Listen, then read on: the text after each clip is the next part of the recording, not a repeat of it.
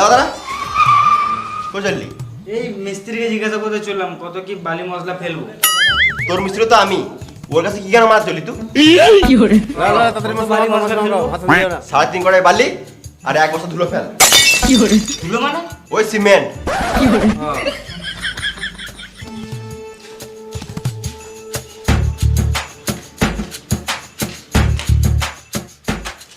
দাদা ওইটা কি?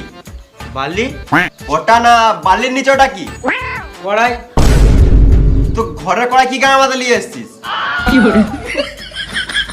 তুমি তো বললে 3.5 কড়াই বালি ফেলতে, ওই জন্য আমি ঘর থেকে এই কড়াইটাই নিয়ে আসলাম।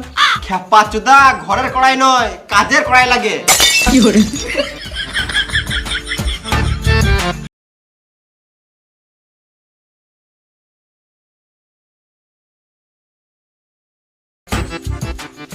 লেল হাত চোদা, কিছু জানে না।